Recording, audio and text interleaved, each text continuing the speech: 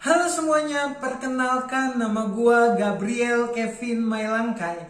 Dan di video kali ini pertama-tama gue mau ucapin dulu selamat ulang tahun untuk STT Sangkakala yang ke-35.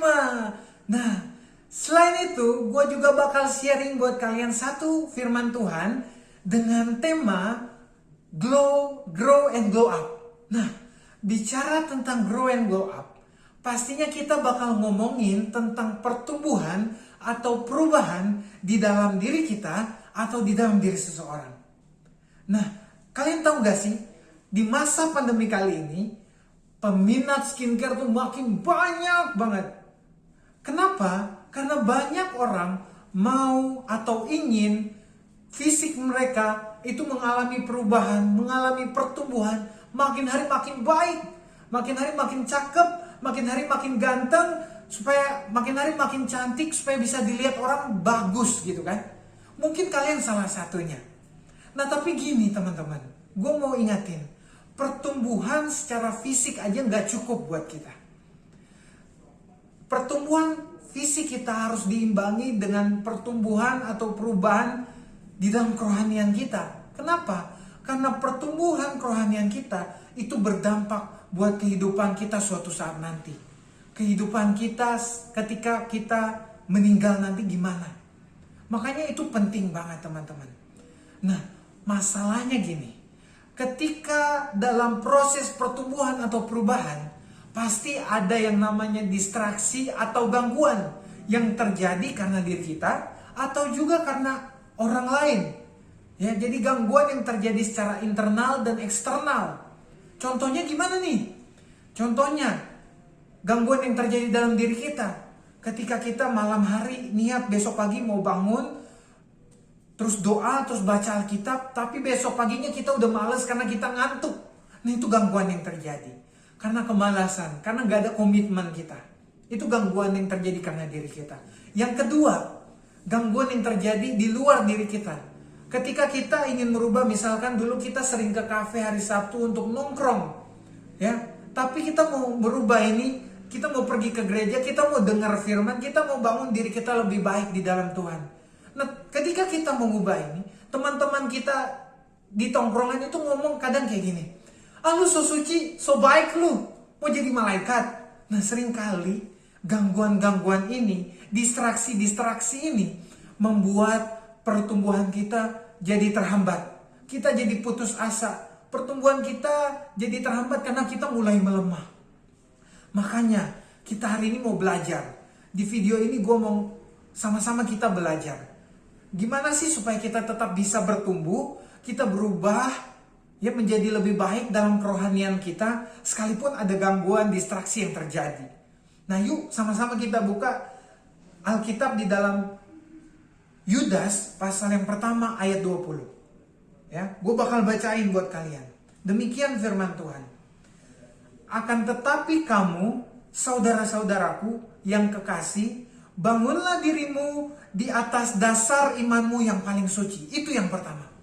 Jadi yang pertama supaya kita bisa bertumbuh, bangun diri kita di atas dasar iman yang benar, yang suci. Di dalam Efesus 2 ayat 20, siapa yang menjadi dasar iman kita? Tuhan Yesus Kristus, gak ada yang lain. Nah seringkali anak muda butuh panutan, butuh role model, sehingga dia menjadikan panutannya atau bahasa gaulnya panutan Q, ya gitu. Panutannya orang-orang terkenal, artis-artis, artis Korea, atau pendeta-pendeta terkenal.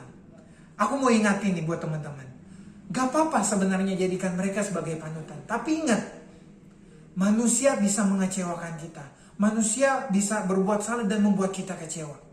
Ya seringkali ketika panutan kita berbuat salah, berbuat sesuatu yang gak kita inginkan dia lakukan, yang gak kita nyangka-nyangka, yang gak sesuai ekspektasi kita kecewa dan pertumbuhan kita terhambat. Makanya teman-teman, jadikan Tuhan Yesus sebagai patokan panutan kalian di dalam menjalani hidup, di dalam bertumbuh. Ikuti teladan Tuhan, bagaimana dia mengasihi, karena kasihnya sempurna. Bagaimana dia tetap mencintai orang yang bisa membenci dia, yang menghakimi dia. Ikuti teladan dia. Bagaimana dia membangun kehidupan intim dengan berdoa. kepada Bapa. Itu yang kita ikuti. Dia, Tuhan Yesus yang jadi role model kita. Maka pertumbuhan kita, sekalipun ada distraksi, kita bisa tetap fokus sama pertumbuhan kita. Yang kedua teman-teman, masih di ayat 20. Ya, di frase terakhir dikatakan, dan berdoalah dalam Roh Kudus. Yang gue maksud dalam hal ini, berdoa dalam Roh Kudus itu adalah kita membangun kehidupan intimasi dengan Tuhan.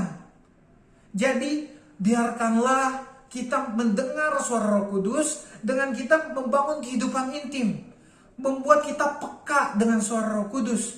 Firman Tuhan katakan bahwa Roh Kuduslah yang akan menuntun kita kepada seluruh kebenaran. Dia yang ada di dalam diri kita, yang menjadi penolong penghibur. Dia yang menuntun kita dalam proses pertumbuhan kita, dalam proses perubahan kita semakin hari semakin serupa dengan Yesus. Gimana caranya supaya kita bisa peka? Ya, kita bangun kehidupan intim dengan Tuhan. Jadi poin yang kedua adalah milikilah partner yang benar, milikilah mitra. Dalam hal ini, partner yang paling tepat adalah Roh Kudus.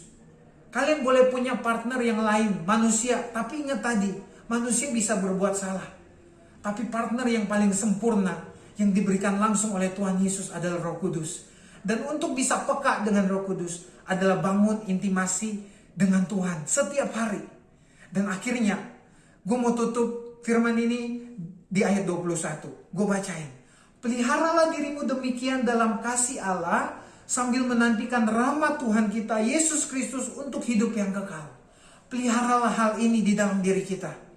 Maka akhirnya gue mau nantang kalian, mau ngajak kalian semua yang dengar video ini, jangan hanya berusaha grow up secara fisik aja, tetapi juga secara kerohanian. Maka kehidupan kalian akan berdampak dan menjadi teladan dimanapun kita berada. Tuhan Yesus memberkati.